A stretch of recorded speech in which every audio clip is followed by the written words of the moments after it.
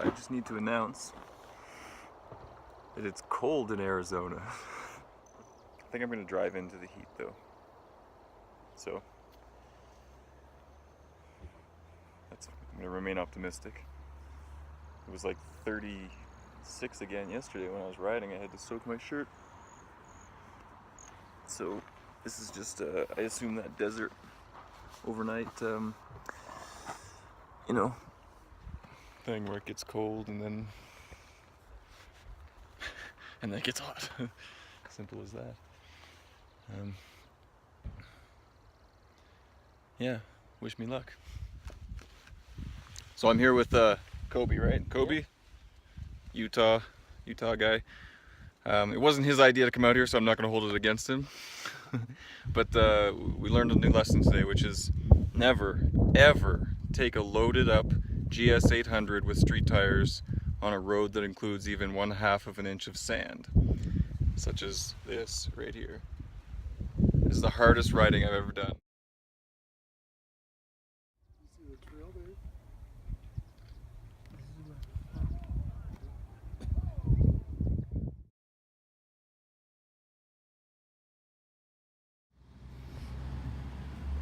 Would you say this is the far end of Zion Park?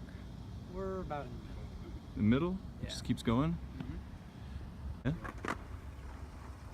I was wondering because it looks like wild animals, bikes.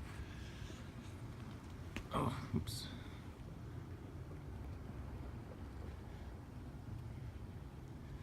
Too bad the weather is so terrible. Hey? I guess it could have been. It was raining earlier.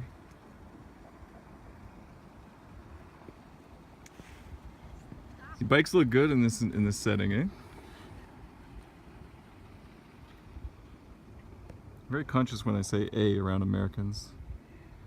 I say it too much.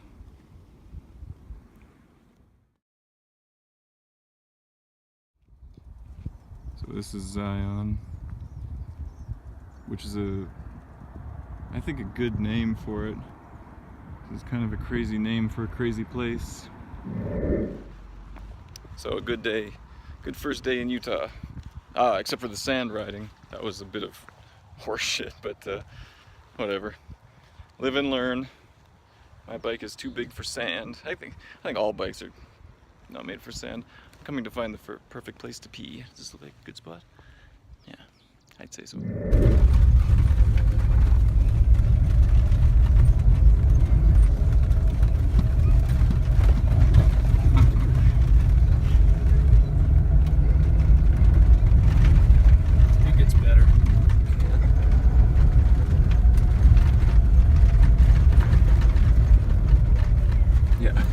There's no getting that beamer up this. You'd need a team of 10 men and maybe a horse.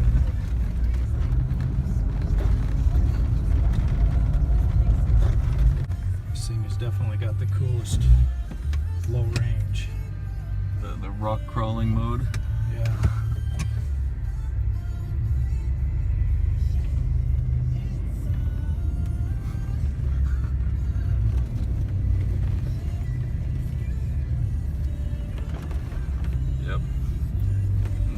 Trouble at all.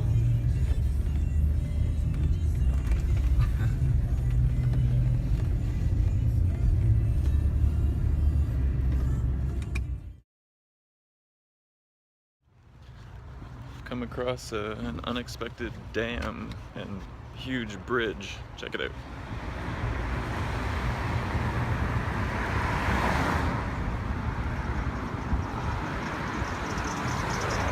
Jump in. So I'm at Horseshoe Bend. I hiked in. It's only a kilometer or so. You just come down over this hill in a line of people. And this is what it looks like here. It's the cliff. You gotta be like careful. See? It's basically the river wraps around a huge stone column. And there are just tons of tourists on the edge of the cliff, including me. There's the kind of right there. A good place to kayak If I had more time. Always more time. God, these people, oh, they're close. And it is a drop, like straight down. I'd like to point out that it is incredible. More people don't tumble down that little slope. Like, do they realize? One slip. I guess they don't. Look at them go. I'm gonna climb down there in my flip-flops. Yep, that's a hill to a drop. Crazy. Alright, I walked away from the crowd just a little bit, just for one last look at this. Oh, this will give you some scale. There's a boat down there already. Woo. I'm not as close as it looks, don't worry. It's a solid 5 feet. Room to fall down. Look at that boat. It's little.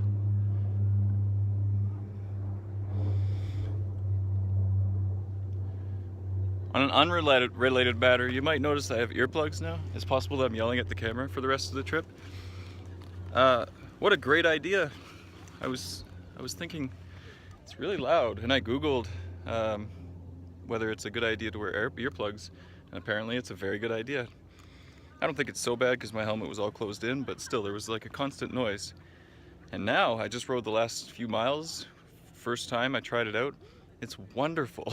It's like being like inside of a car. Well, kind of, and hearing wise, everything's nice and soft, and I can still hear my bike. I can still hear myself if I'm singing. Maybe that's a bad thing, I don't know. But a good decision. I have a whole pack, so I won't be deaf by the time I'm 40 from riding too much highway miles with wind. There you go. So once again, Horseshoe. Oh, I can't see it anymore. Time to roll. So one of my favorite things about the desert: 40-degree water.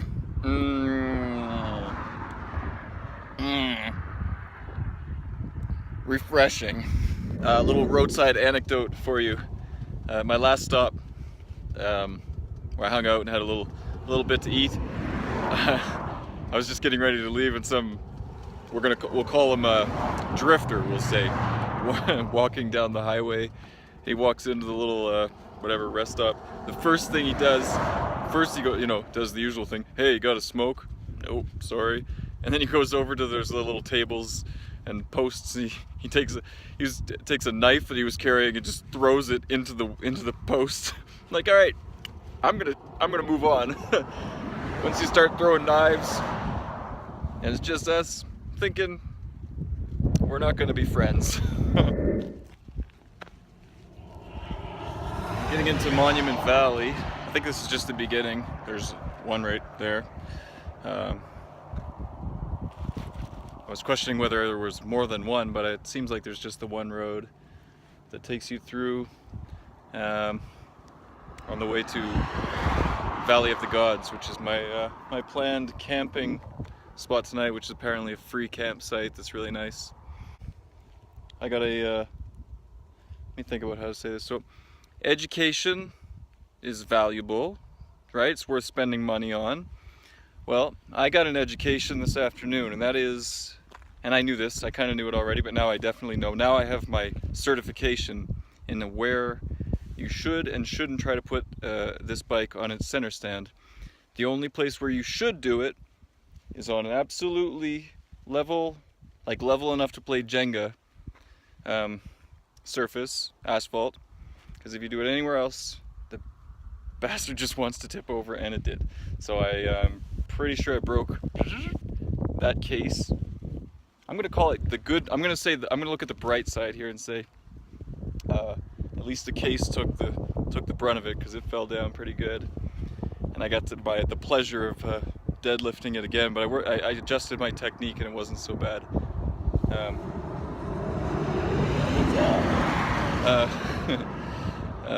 Yeah, it's a pain in the ass, but at least it stayed on, and I'm really hoping that at least the mounting bar is fine, so I can just at some point maybe replace the case, and that'll be my expensive lesson to be very, very selective in terms of where I try to put this heavy son of a bitch on its center stand. Alright, so this is a scene you're going to recognize. Right there. See it?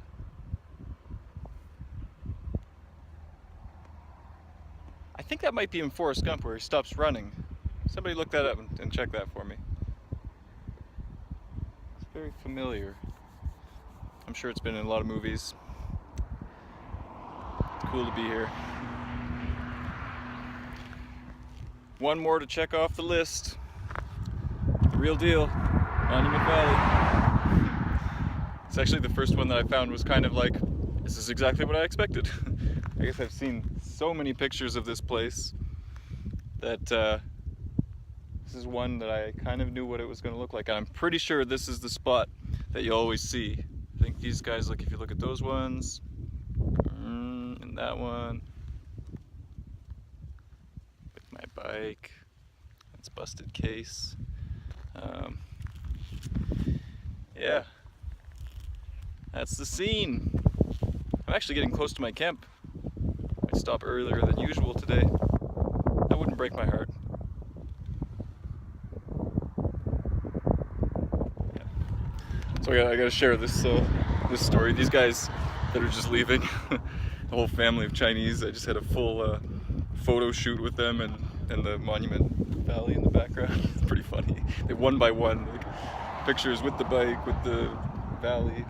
Must have taken 30 pictures. They were pretty fascinated with the whole concept. So I'm just getting into Canyonlands National Park here, southwest of Moab. I haven't even officially entered the park yet. It's been like this for I don't know, 20 minutes or so. It's getting bigger and bigger as I go. So not too many people come to the Canyonlands National Park. It's very quiet out here. And I'm wearing earplugs, so it's even more quiet. I'm not sure I can drive through this to Moab. I was looking at the map, it looks like the road ends. Oh, there's a lot of 4x4 options out here. Talking to you, Clint. And if ever you wanted to find a good desert place to, or desert park to 4x4 through, they even recommend it. They say some of the roads are impassable with anything but. So, good to know. Just had a nice little laundry break here. Check it out. Coming out of Canyonlands, I found this nice little stream. So just evidence that I have been washing my clothes in nice, clear, fresh water. The whole time you got this huge exposed view.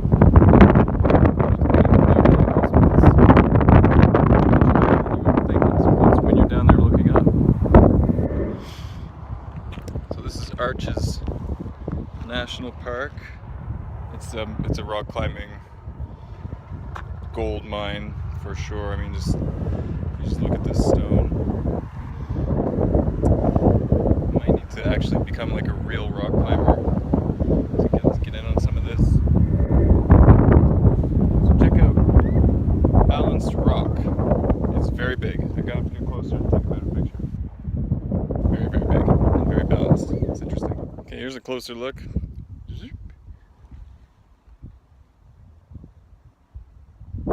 Now, how did that get up there? Hey? Who put that up there? I'll tell you who. Aliens. Or maybe Bigfoot. One of those two for sure. So I always thought that I would like to go to outer space. Like Mars, maybe. And then I realized all I have to do is come to the southwest. It's the same. But here I get to have my dirt bike. And there are roads and toilets and ice cream anywhere you want. Seems like a no-brainer. Why would I go all the way to Mars? I can get the same thing here plus ice cream. Ooh. And it's it's windy. So I hiked up to see the, they call it the delicate arch. A lot of people did. And you see it, definitely. You can see it right up there. You see that little guy? Yeah. So you can get up there, but it's a much longer hike and it's hot and I'm wearing motorcycle gear. Not gonna do it. It's like almost 40. Very hot. So nice view though back there. If you look around, it's kind of like this more desert, you know. Just hot and dry. It was like a 600-meter hike. It wasn't a long 600? Yeah, probably something like that to get up here, but it's a bit of elevation. The air is thin. You can feel it when you're kind of, you know, breathing heavy. You can notice that the air is thinner. It's harder to get oxygen, I guess. So I'll have to look up what sea level Ottawa is. We're about 5,000 or 6,000 here. I'm betting Ottawa's quite a bit less. Just guessing. I think the whole west is quite elevated, and Colorado is going to be very high. In fact, I read there's a mountain in Colorado that I might pass by. It's the highest peak, it says, in the Rockies, which seemed unbelievable.